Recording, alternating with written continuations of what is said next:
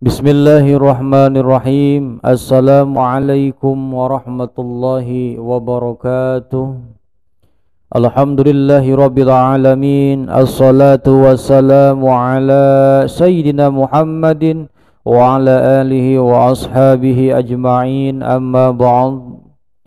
Anak-anakku, siswa dan siswi kelas 11 pelajaran pendidikan agama Islam dan budi pekerti. Bab ketiga adalah tentang tata cara mengurus jenazah. Sekaligus kita mempelajari nasihat yang terkandung dalam kejadian kematian. Mengurus jenazah. Apa hukum mengurus jenazah? Yang pertama hukumnya fardu kifayah dan yang kedua hukumnya fardu ain. Menjadi fardu kifayah mengurus jenazah hukumnya yakni apabila sudah ada sebagian orang yang mengurusi atau mengerjakannya, maka sudah cukup terselesaikan dan menggugurkan kewajiban mengurus jenazah pada sebagian orang yang lainnya. Sedangkan hukumnya fardu ain mengurus jenazah yakni apabila tidak ada orang lain yang dapat mengerjakannya kecuali diri kita sendiri, seperti dalam keadaan hidup kita di tempat terpencil, hanya kita sendirian yang menemukan jenazah atau dalam perjalanan. Kewajiban yang pertama dalam mengurus jenazah adalah memandikan jenazah. Syarat jenazah yang dimandikan pertama adalah dia seorang muslim. Kedua, didapati atau ditemukan tubuhnya walaupun hanya sebagian. Hal ini terjadi pada jenazah yang biasanya terjadi mengalami kecelakaan. Jika ada luka, maka bersihkan terlebih dahulu apabila memungkinkan untuk membersihkannya. Yang ketiga, bukan karena mati syahid, yakni bukan orang yang mati atau meninggal di medan pertempuran membela agama Allah. Kemudian syarat bagi orang yang memandikan jenazah adalah pertama muslim, berakal sehat dan baligh. Yang kedua, berniat memandikan jenazah. Yang ketiga, memiliki kepribadian yang jujur dan sholih. Yang keempat, terpercaya atau amanah, mengetahui hukum memandikan jenazah serta dapat menjaga aib jenazah. Yang kelima, jenis kelaminnya harus sama, yakni jenis kelamin laki-laki jenazahnya maka dimandikan oleh orang laki-laki, dan apabila jenazahnya adalah jenis perempuan maka yang memandikan jenazah adalah orang perempuan, kecuali antara suami dengan istrinya atau di antara mahramnya.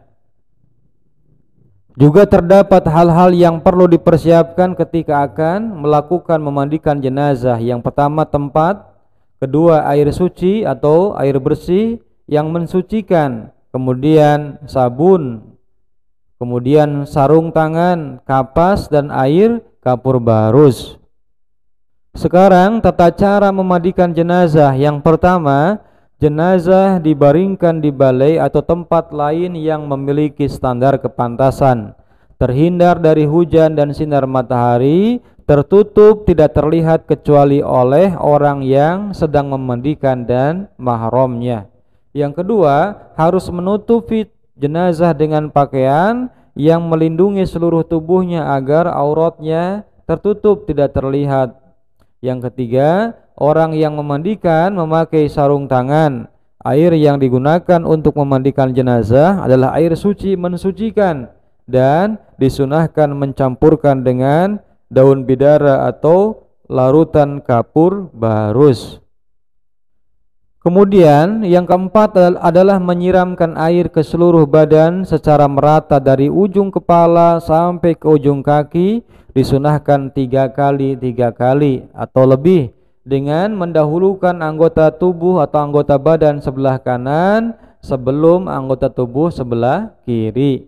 Kemudian yang kelima, bersihkan giginya, lubang hidung, lubang telinga, celah ketiaknya, celah jari-jari tangan dan kaki serta rambutnya. Yang keenam, membersihkan kotoran dan najis yang melekat pada anggota badan jenazah, khususnya di bagian perut, dengan cara menekan bagian bawah perut, dan bersamaan dengan itu angkatlah sedikit bagian kepala dan badannya sehingga kotoran yang ada di dalam perut akan keluar. Yang kedelapan, mewudukan jenazah, wudu sebagaimana wudu sholat setelah semuanya bersih.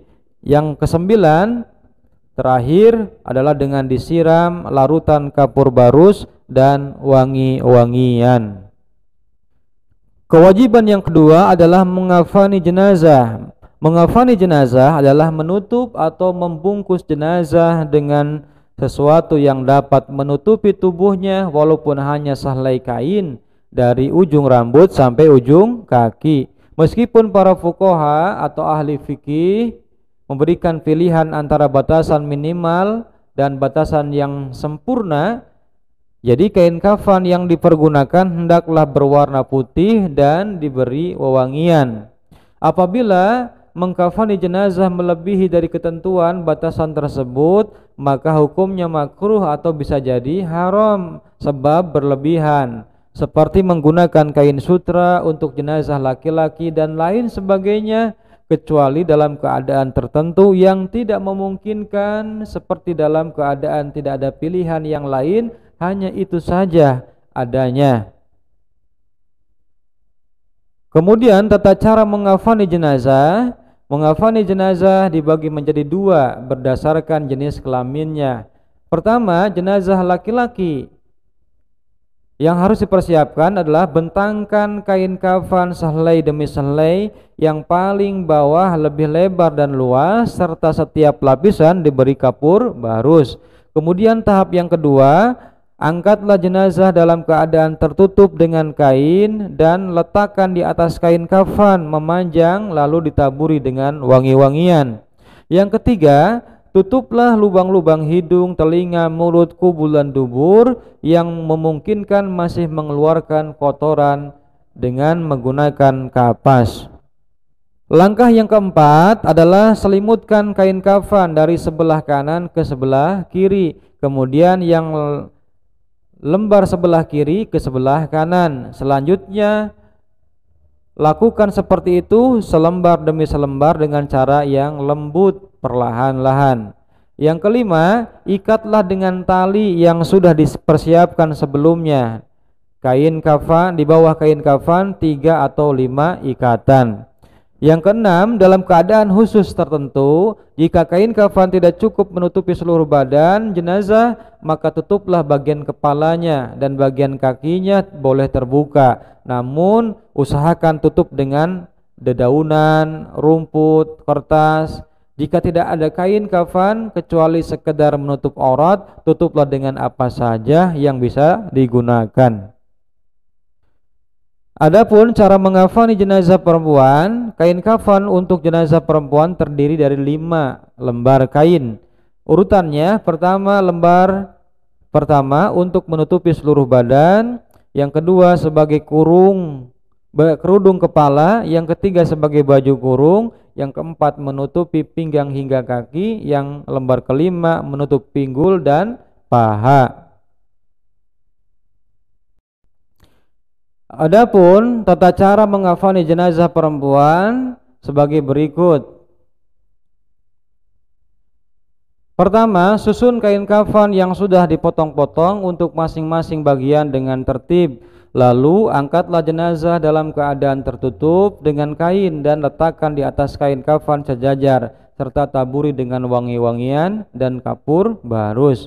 Yang kedua, tutuplah lubang-lubang yang mungkin masih mengeluarkan kotoran dengan kapas. Yang ketiga, tutupkan kain pembungkus pada kedua pahanya. Yang keempat, pakaikan sarung juga baju kurungnya. Yang kelima, rapihkan rambutnya lalu julurkan ke belakang. Yang keenam, pakaikan kerudungnya. Yang ketujuh, membungkus dengan lembar kain terakhir dengan cara menemukan kedua ujung kain kiri dan kanan lalu digulung ke dalam. Yang kedelapan, ikat dengan tali pengikat yang telah disiapkan. Yang ketiga, kewajiban menyolati jenazah. Proses ketiga setelah jenazah itu dikafani adalah menyolatkannya. Adapun pihak yang paling utama menyolatkan jenazah adalah pertama orang yang diwasiati oleh jenazah. Ketika masih hidup, si fulan pernah mengatakan, tolong nanti si Anu dan si Anu untuk menyolatkan saya ketika sudah wafat. Yang kedua adalah para alim ulama, tokoh masyarakat. Yang ketiga adalah orang tua. Yang keempat anak-anak dalam keluarga si jenazah. Kemudian kaum muslimin seluruhnya. Syarat salat jenazah. Pertama, syarat salat jenazah seperti pelaksanaan salat biasa lainnya, yakni bersuci, suci dari hadas besar dan hadas kecil, suci dalam badan dan tempat dari najis, menutup aurat dan menghadap ke arah kiblat. Yang kedua, jika jenazah laki-laki, maka posisi imam berdiri sejajar dengan kepalanya jenazah. Sebaliknya, jika jenazahnya perempuan, maka posisi berdirinya imam sejajar dengan perutnya jenazah. Yang ketiga, jenazah diletakkan di arah kiblat orang yang menyolatkannya, kecuali sholat di atas kuburan atau sholat ghaib. Hal-hal sunnah dalam sholat jenazah. Pertama, mengangkat tangan ketika takbiratul ihram, setiap kali takbir. Yang kedua, merendahkan suara bacaan atau sir sebagaimana bacaan sholat dalam sholat zuhur dan asar. Yang ketiga, membaca ta'awuz, a'udzu billahi minasyaitonir rajim. Yang keempat, disunahkan banyak jamaahnya atau makmumnya minimal 3 shaf. Tetapi jika tidak memungkinkan, boleh lebih dari 3 shaf. Bahkan jika jamaahnya sedikit, usahakan menjadi 3 shaf untuk sholat jenazah. Rukun-rukun yang harus diperhatikan dalam sholat jenazah. Yang pertama, niat. Berniat terlebih dahulu, kemudian berdiri bagi yang mampu kecuali orang yang sakit. Yang ketiga, melakukan 4 kali takbir. Tidak ada ruku dan tidak ada sujud, hanya berdiri dan takbir. Setelah takbir pertama, membaca surah Al-Fatihah. Setelah takbir kedua, membaca sholawat Nabi. Yang setelah takbir ketiga, membaca doa untuk jenazah. Setelah takbir keempat, membaca doa untuk keluarga jenazah yang ditinggalkan dan ditutup dengan salam. Sekarang perhatikan tata cara sholat jenazah. Sholat jenazah dilaksanakan sebagai berikut. Pertama, berniat di dalam hati untuk melaksanakan sholat jenazah. Boleh juga dilafalkan, diucapkan bagi yang terbiasa melakukannya. Contoh bacaannya adalah usolli ala hadal mayyiti arba'a takbiratin lillahi ta'ala.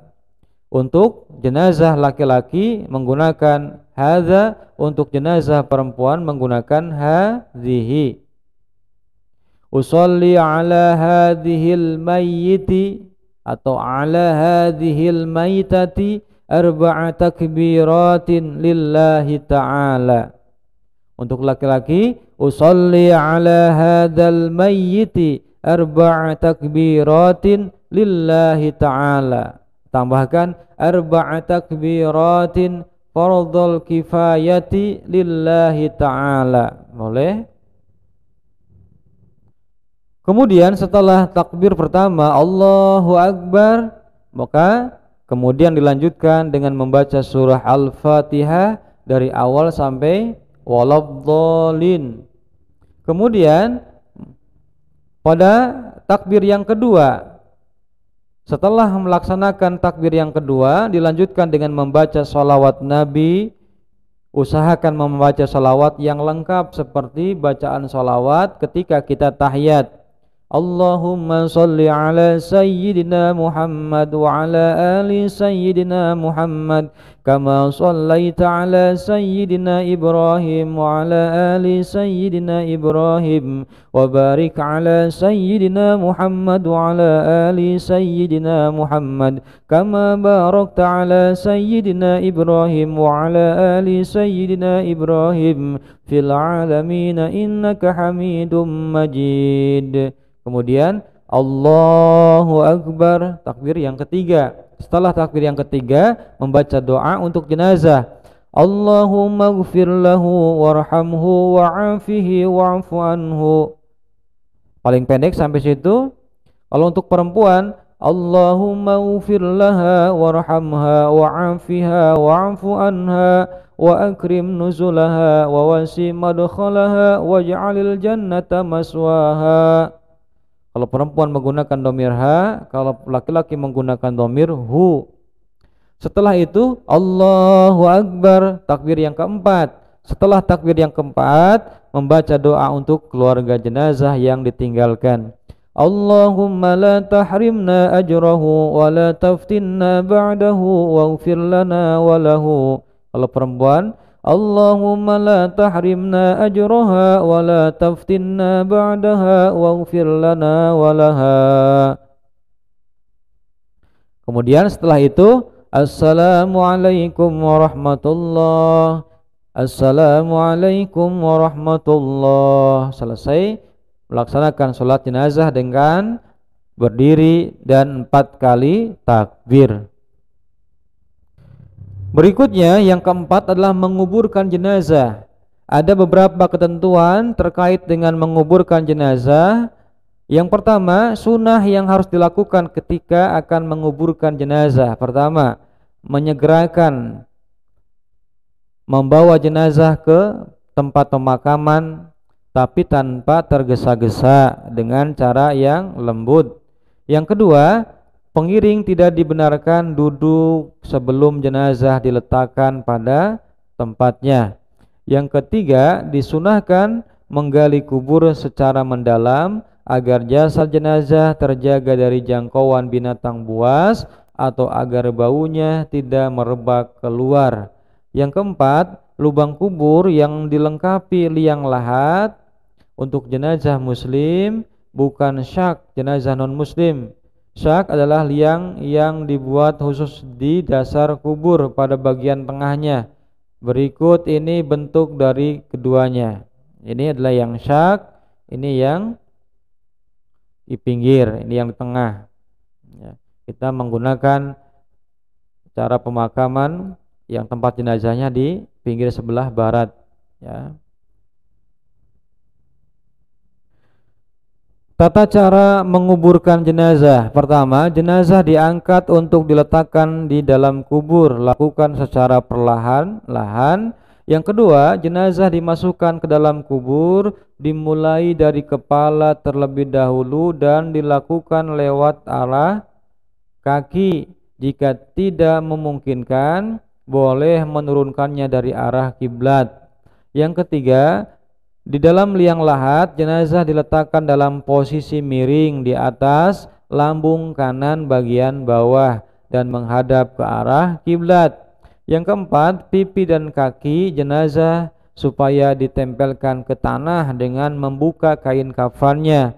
Begitu pula tali-tali pengikat yang lainnya dilepas. Yang kelima, waktu menurunkan jenazah ke liang lahat hendaklah membaca doa Bismillahi wa ala millati Rasulillah.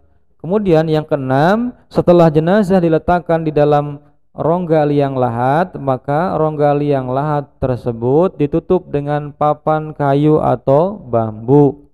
Setelah itu, keluarga terdekat memulai menimbun kubur dengan memasukkan beberapa genggam tanah dan kemudian dilanjutkan penimbunan sampai selesai.